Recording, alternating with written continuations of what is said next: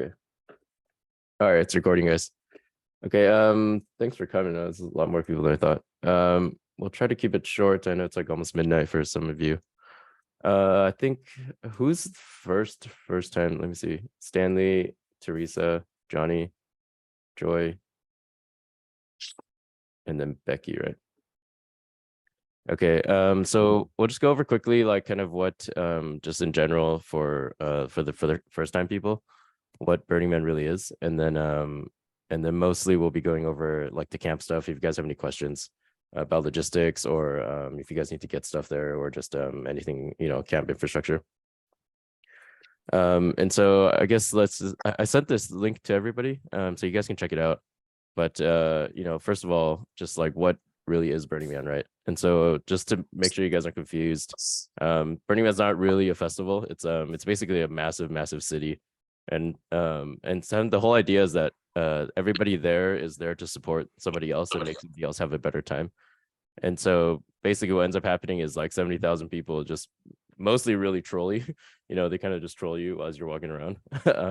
But for the most part, they just like everybody wants everybody else to have a better time. And Burning Man itself as an organization doesn't actually provide anything other than the infrastructure. And then and like they have a man and a temple, which I'll explain briefly.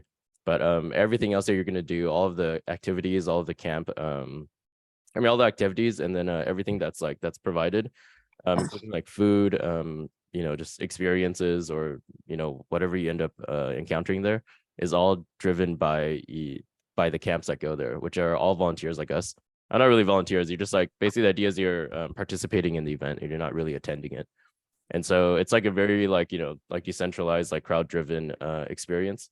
And so that's why there's like camps like us where we have to basically so we apply, and then we have to like do this whole application, and then we get given a spot every year, and then some like amount of tickets and like stuff just because we're helping with the volunteering our camp. But basically we need to provide some type of interactivity. And then and for us, we basically so we chose to do something that's like very simple, and then we just give out corn every year. And so we give out like all types of corn, so it's either like grilled corn or like corn nuts or cream corn on the cob. And so we'll bring in a bunch, and then typically throughout the week we'll have like different shifts. And so like for a couple hours of one day during the week, you'll have to do some type of activity. And so that's either giving out corn, which is generally pretty fun because a bunch of people come. We have a little bar that we run. It's either that, or you can do like something within camp, right? Like either like cook for everybody, or generally I think that's just about the two things, either like cooking or corn stuff. I think Jess is going to be running all the interactivity this year, so we might have some more fun stuff. Yep. Yeah. Hey, Jess. So what's the point of it? I mean, there's really no point, right? So it's kind of like a choose your own adventure book. And so some people just go and party like for 7 days in a row. There's orgies, there's like, or you can go to a TED Talk, or you can do yoga. You can literally do anything. It's an entire city, and there's basically literally you can go to a TED Talk and then go across the street to an orgy if you wanted to. So there's there's really just about like anything that you want to do that you can find there. And when you get in, they give you this little book of like basically of all the camps and all the activities. A lot of people, especially first time, like everybody tries to look in the book and then like make a whole schedule. Oh yeah, she's in, yeah. And then and try to like make it to everything, but inevitably like nobody makes it to anything because it's quite impossible to keep track of time there, and to actually try to make it to things, because there's just like, you're gonna like try to go somewhere and it's gonna take you like 15-20 minutes to ride there, and then on the way there you're gonna find a bunch of other stuff. But it's good to have goals. You can try. There's a lot of cool stuff in the book. The size of Burning Man is super massive. It'll take like a solid, I don't know, like if you're on a shitty bike, it'll take like a solid hour to ride from one side to the other. I don't know the exact dimensions, but I don't know if anybody knows, but I think it's like maybe like a mile or a mile and a half a side or something like that. I don't know if somebody can correct me, but basically the way it's organized, and for whoever's first time, when you first get there, I'll take you around and kind of orient you. But this year we're going to be camped at 4:30 or 4:15 in F, which is like right around here. If you guys can you guys see my mouse on the screen? Yes. Yeah. Yes. Okay. So it's right on here. So basically the way it's organized, it's like concentric circles. And then so the very inner road is called the Esplanade. This is kind of like the main road where there's like a lot of really large camps. And then if you see like all this white space where the man is and out here, they call it like D Playa. It's where a lot of the art and the kind of like the big art pieces are. And this place is massive. You can just ride around, you'll find a bunch of random stuff. And people do all kinds of stuff out here. And then the man is right here in the middle where you see this little logo. And then if you go straight up here, this is the temple. And so just a quick overview. Basically, the temple is kind of it's very solemn. It's meant for people to grieve and just commemorate loss. And so the whole I don't know what other word to call it besides energy, but when you get there, it feels very, very heavy. And it's like everybody's crying, and it's like it's very intense experience being there. Highly recommend it. I mean, definitely have to go there at least once. I think this is actually one of the things that makes Burning Man, because there's just like, I mean, honestly, in this whole area, it's like the craziest party in the world. But then once you're in the temple, everybody's very respectful. Everybody's like very, very attuned to each other's needs. So what happens basically is like, I mean, it's a week-long event. It starts Sunday, the first Sunday, and then people kind of just build the whole week, and then you can kind of see like the whole city slowly build up. And then by the Saturday is when they burn this man. And this thing's like a massive, massive party. So like all the art cars like surround it, and there's like 70,000 people. There's like a huge fireworks show. It's very happy. And it's very fun. And then it's kind of like the end of the week. And then Sunday is when they burn the temple, which I always thought was kind of like a pretty interesting experience because it's like the same 70,000 people. I mean, maybe half the people go to the temple burn, but it's like dead silent. Everybody's crying. It's like a very, very different energy. And it's kind of cool just to see that there's this like difference. And what was it? Oh, okay. Yeah, and just kind of like the environment there. So if it's your first time, I highly recommend going to both. I typically avoid the temple burn now. It's a pretty I only go to like the temple once a year because it's just a very intense experience. But first year, I would definitely recommend staying through to Sunday and then watching the temple burn if you can. So Burning Man's driven by what they call the 10 principles. And then you guys can take a look at this on your own, but it's kind of like the 10 like fundamental core principles of Burning Man. There's things like radical inclusion, gifting, decommodification. I won't go through these. You guys can take a look. But I have listed a couple that are pretty important to us as a camp. And so I guess I picked 4, which is like radical inclusion. Obviously, be nice to people. Everybody's there to have fun. And so if people need help, just give them a hand. Radical self-reliance. So just part of like, the core principles of Burning Man, but Burning Man's a pretty tough place, just in terms of weather, in terms of the physical requirements of yourself and the emotional requirements. And typically, I think you find that a lot of people's kind of like core selves come out. And so, there's probably going to be some arguments, especially, for couples. So it's good to have the talks beforehand. I think Jess actually has a little guide that we Yes, did. and I can send it over as a resource. I think it's pretty important for couples to do it so they can set some expectations because Burning Man's just known for destroying a lot of relationships or making it really beautiful. Yeah. So, I mean, it's a pretty tough environment. And so, you kind of just get, I don't know, you get like emotional highs and lows. And so just be prepared for that. Communal effort, obviously, we're all just friends, right? We're not like, the whole reason I made this camp was because I wanted to do the least amount of work possible. And so everything we have is very efficient. There's not too much work, but we do expect everybody to actually contribute and just don't be an asshole, basically.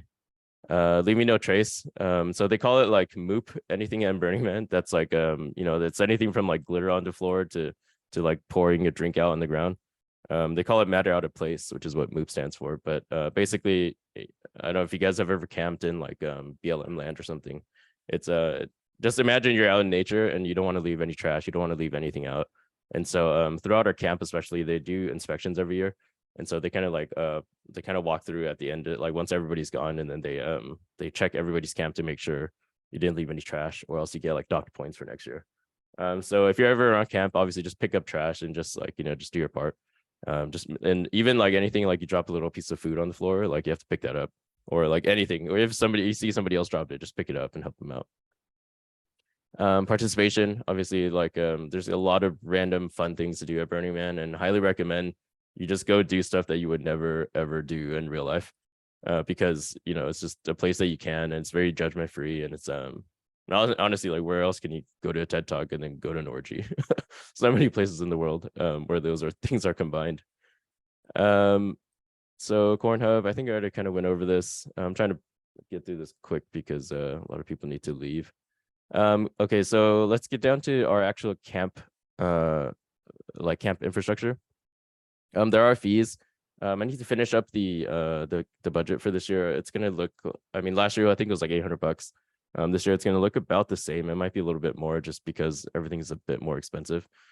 But it'll be like 800 to 1,000, and I'll go over what that includes. And so in terms of our camp infrastructure, we have a full power grid. And so I know most people are in RVs this year, so we can actually pull a permanent power out to your RV.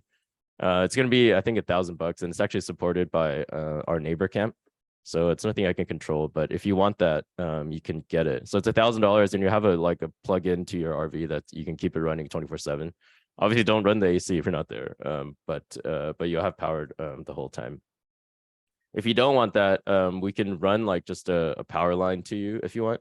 You just have to bring your own extension cord. So I would recommend like 50, maybe 50 to 100 feet, because we'll have like a central power, like 30 amps that go into our kitchen, which is our truck, and to power our fridges and everything. And then if you want, you can just kind of connect a power line to your whatever, your tent or your RV, whatever you have. We will have a private porta potty that's for the camp only. It's going to be locked, and there will be a little code. So it'll just be for our campers. I know a lot of you have RVs, but typically it gets pretty disgusting. Like if you keep using your porta potty, I mean your RV, to go to the bathroom, especially if you guys have a couple of people in there, it gets pretty smelly pretty fast. And I did request daily RV cleaning, including like the what's it called, the gray water and black water drain.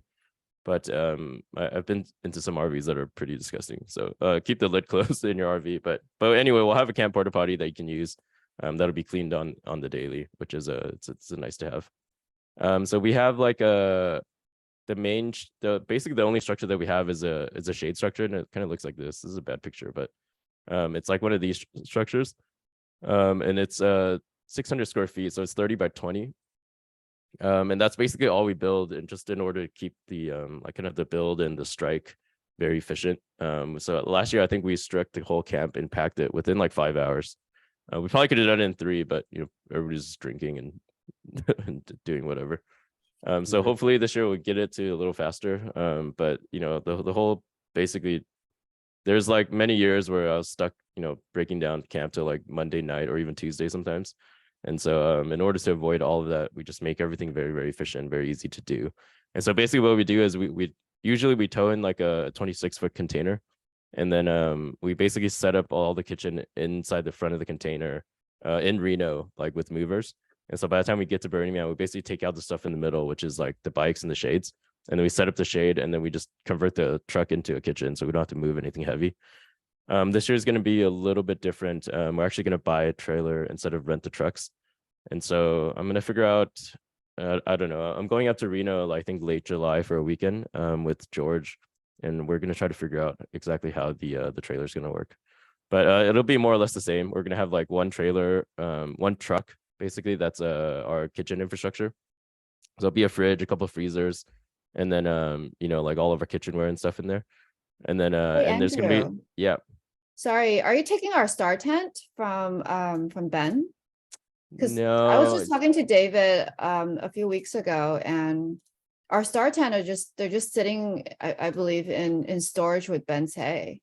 yeah. So Ben said he has 2 of them, but I wanted it, but then I don't think it's big enough, like in terms of the actual shade area. The And star then, tent? yeah, I don't know. We can take a look at it, but Okay. I yeah, was just curious. Because yeah, I wasn't star tent planning is on. I like was the gonna best take thing his. ever. I was gonna take his rug. Yeah, the star tent's really nice. I Yeah, was the gonna take rug was his brand rugs. new. The rug was brand new. We just got it last year. Okay, you guys' storage is in LA, right? Yes, I think. Okay, I believe so. okay. I'll talk to Ben later today. I just messaged him the other day. Okay. Um, Yeah, and so under the shade we have like obviously couches, tables, speakers, we have a bar, there's like a little fire pit, just stuff for camp to make comfortable. The only thing is like, so basically for the shade, we kind of like use it for everything. And so during the day, like all the interactivity is there, and so that's where we do the corn and the bar and everything. It's big enough so that like obviously camp can still hang out there. And we don't expect like too many people there because we're a little far out in the back. But then so usually around like 4 or 5 p.m. or like 3 to 5, basically whenever we feel like it, we shut down the whole interactivity, and it just becomes camp space. And so that's also where we have dinner and everything. So yeah, so there's fire pit. We have a running sink in the kitchen. It's like a pump driven electric sink. Obviously try not to use as much water. Like imagine if you're camping, because the water is like $2-3 a gallon there. So we get water filled up in these in these tanks, and then they can be used for. We have a shower too, that we're gonna redo this year. But anyway, yeah, we have a hot shower that's like propane powered. But yeah, so the water is pretty expensive. So obviously, we have like a little bucket that you can use for the shower, which limits it to 5 gallons. But even that's like a $10 shower every time. So, but I guess you guys all have RVs, right? So I don't think anybody's gonna be using that. For the RV people, I have scheduled basically based on your application. I have scheduled like water refills and what's it called, and like gray water and black water drain. Kevin, I think yours was you guys weren't sure what you needed. Yeah, do you I mean, this is the first time I'm ever doing an RV. We're gonna Got it. try to pretty much like use the camp porta potty or the public porta potties whenever available, Yeah. for the reason of limiting that. But then Yeah. outside of that, I actually have really no reference to like how many gallons per person per day we should expect to use on average with with trying to conserve it. So I Yeah. actually have no idea of like how many refills we would need because of that. Okay. Do you know how big the we can go over it like offline too, but do you Separately, yeah. yeah. Yeah, I can help you with that.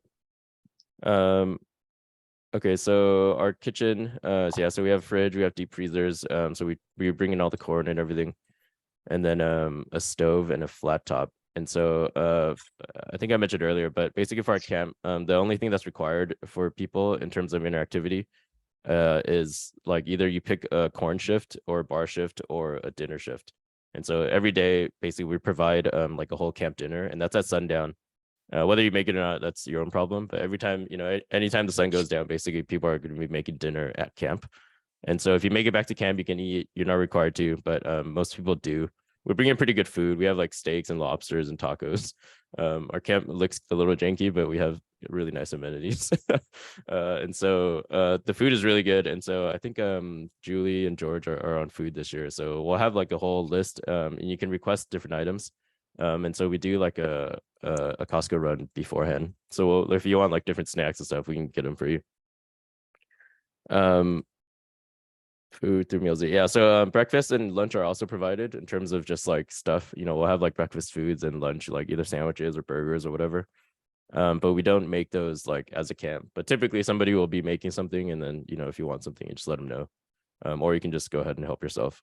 But the dinner is the one that's like provided on a daily basis. And drinking water is also provided. So you guys don't really need to bring too much. Just bring yourself and basically your own lodging. Fees are TBD, but it can be around there. So on the bottom is just a lot of resources. I listed stuff that you need. There's a couple lists that you can take that are made by my friends. Different types of tents, which I don't think anybody needs this year. I think everybody got traumatized last year because it was so hot. So we have I think we only have one tent this year, and it's Bill, who just slept outside anyway. Okay. Yeah, so literally no tents this year. Everybody's like, fuck it. But yeah, so these are different types of bikes and stuff. Just added a couple things that you guys can take a look at. You guys all have access to this document, and I'll post this video up at the top too. Safety issues. This is important for your first time. Obviously drink water. You want to piss pretty clear. lights are super important. So it's called a dark wad. If you're just like basically at Burning Man, if you look at night, it's like it's super duper dark.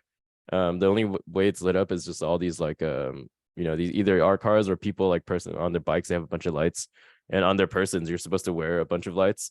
At least one person every year dies because they get hit by some art car or bike or something, because they're super dark. Or some people, some super idiots, like they'll throw up a tent in the middle of Deep Playa, thinking that they'll be fine, and they get run over, obviously. And so there's a couple different things. Like the easiest way is I just buy a LED strip and like a USB battery pack, and I just plug it in and I just like throw it around myself. I used to go a lot crazier with all these lights, but I'm just way too lazy now. But so this is like the easiest way. It'll cost you like $20, $25, to just be sorry, I hope you guys can't hear that. To just be like safe, and be able to just have like a rechargeable battery. And you can always recharge it at camp because we'll have the like a whole power strip in the kitchen. And then don't die, please. Here's some videos for whatever category you fit into. So that is it. I think mostly. Do you guys have any questions, like in terms of your own logistics? If you guys need to like get things in, whatever. I think some people will have questions on the bikes, like bringing bikes in. Yeah. And Yeah. like, what's the best way to do that? So for bikes, so normally in the past we've always had like a huge truck that we can bring bikes in.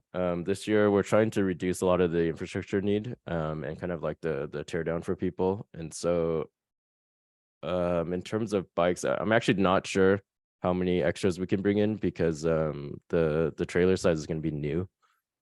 But we do have like, I mean, in our storage we have about, I don't know, I gotta check the inventory, but probably like 16 bikes or so. That's just sitting there. Like half of them are probably electric.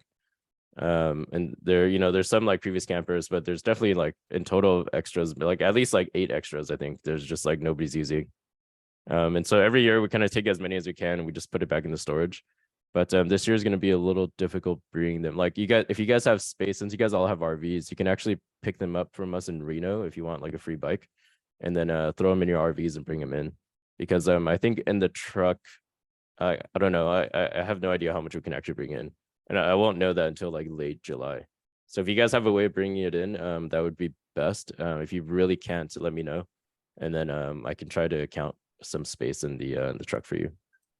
So these extra bikes that we have, are they fully functional, or do they also need to be repaired, or is it like tentatively unknown? It's Until we it's check. unknown. So we only took the ones that worked last year. We took like the best because usually we have a bunch of extras, and so every year we do like a culling at the end, and so we take the best ones, the most functional ones, and we put them into the storage. So as of last year, they were perfectly fine, other than some like WD-40 or something. And then just for my virgins, is it okay if they ship the bikes to our place in Reno and then like worst case scenario, they come pick it up? Yeah. So guys, we're gonna have a whole house in Reno for a week before. So if you guys need to like ship Amazon things or like whatever you need to do for your own stuff, feel free to ship it to that house. I can give you guys the address. Ideally, if you guys are around the area, you can come help like break down all the stuff, because usually people just ship like, usually it's just like there's like, I don't know, 100 packages a day that come to that house. And so ideally if you can come help, that would be helpful. But yeah, but we will have a house yeah. Sorry, is that also where the bikes are? Like, where do we pick them up if we want to use them or bring them? Yeah, so they're all in Reno, so our storage is in Reno, and so we'll have to check like how many bikes are in there. But if not, you can pick up like really cheap bikes just for like At $100 from Walmart or something. Yeah, but the problem is if you guys wait till the week before or even anywhere around like the vicinity of Burning Man, everything is sold out, especially bikes. So like if you get to Reno like the weekend before, like there's no way you're gonna get a bike anywhere around like 300 miles of Reno. I think I think you could probably order them ahead and then like say that you're gonna pick them up at the store, and then yeah you can reserve it. Either that, or if you can schedule shipment to the house during those dates, then we can keep them at the house for you too.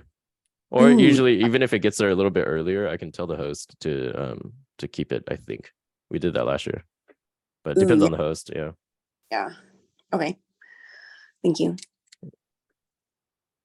Are you guys coming in with Will, Teresa, and Stanley, or with Alkesh, right? Yeah, yeah, with Alkesh. Yeah, they're coming in with me. Oh shit, you're here. Okay. Oh, nice. Okay. Yeah. So we can figure out the bike stuff and all the logistics. It'll be a little more clear as we get closer. But I would say, like, at least for now, just take care of it, like a lot of your personal items.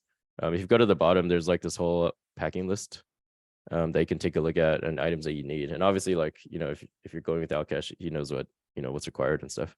So I would Yeah. say lean on whoever invited you. There's a lot of like little things that you just wouldn't think about. Okay, sounds good.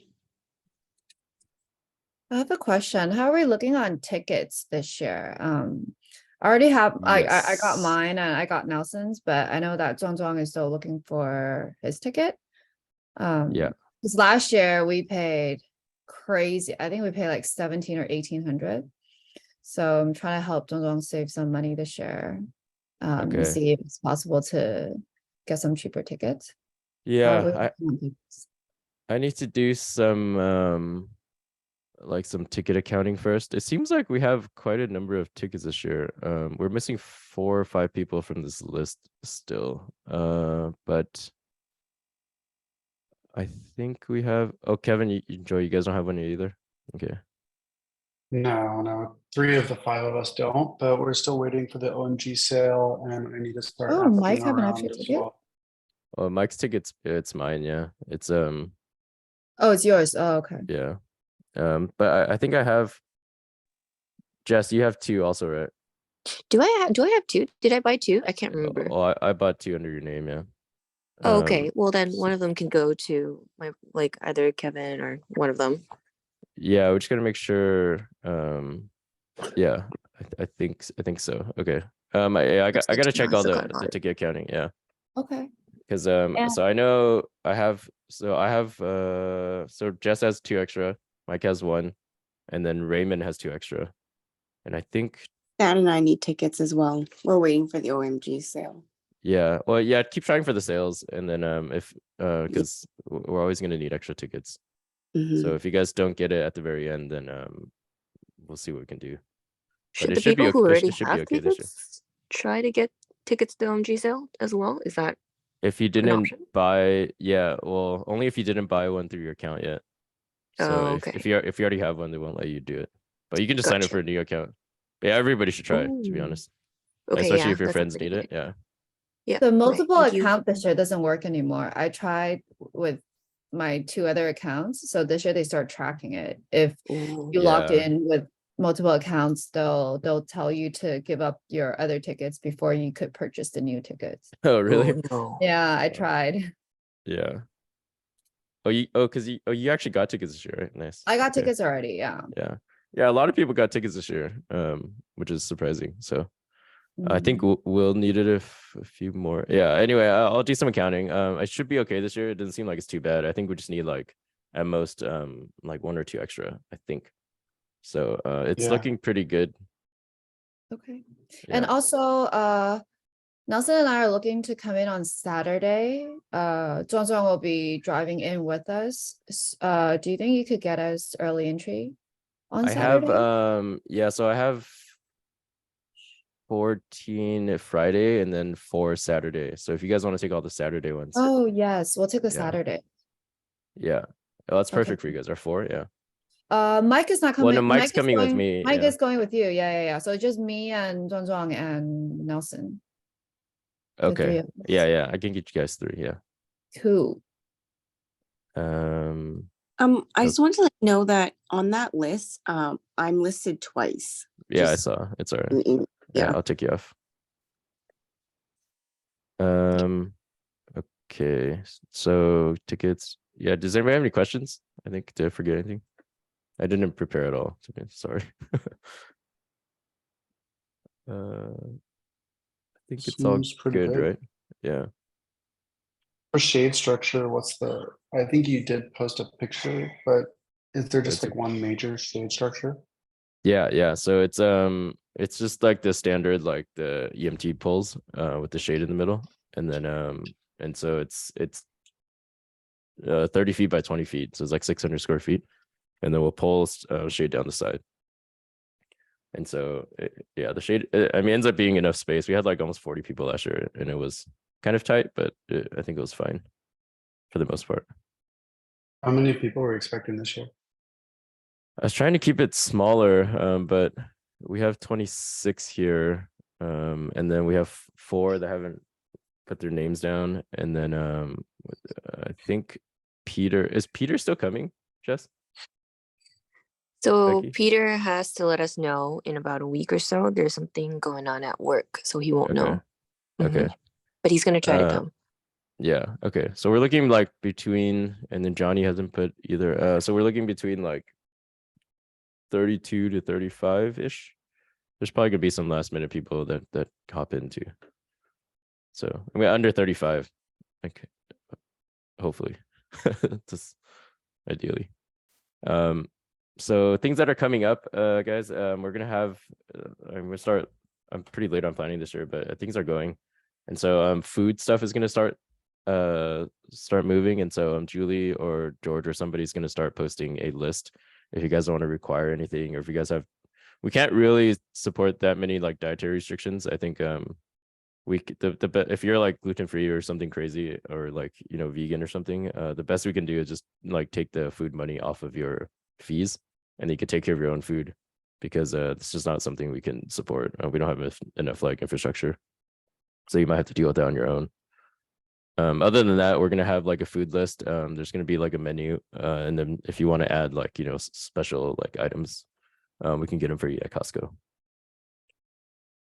And then interactivity, Jess, I guess Jess, maybe you'll pick somebody to help her, and then put together like a list of stuff that like a little sign up sheet for everybody. Sure. And then yeah. When do you want that by? Just with I don't know, the next like 2 weeks, I'd say, and so people can start Okay. that. Yeah, that's not like super urgent. Okay. Thank you. Yeah, I'll give you the stuff from last year too, so you can take a look. Okay. Thank you. And then yeah, the one thing is like we hope everybody can stay for strike. I feel bad because I'm actually not staying this year, but strike will happen usually Sunday. We wait for it to get a little cooler, and so usually like I don't know, like afternoon, like 3-4 p.m. when it's a little cooler, we start striking the shade and we start packing everything up. And then the people that want to go to the temple can go to the burn, and then the people that stay behind will like make dinner.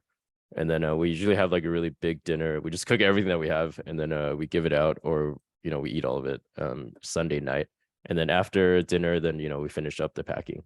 So it shouldn't take too bad. We like aim to have everything done before like 10 p.m. on Sunday, just so everybody can like either leave that night if they want to, or just wake up. Ideally, you'd probably wake up really early Monday, because I think leaving Sunday night is pretty hectic in terms of traffic. Monday morning is also bad, but I think Christina, you guys had a really good time last year, right? You left at like 5 a.m. or something.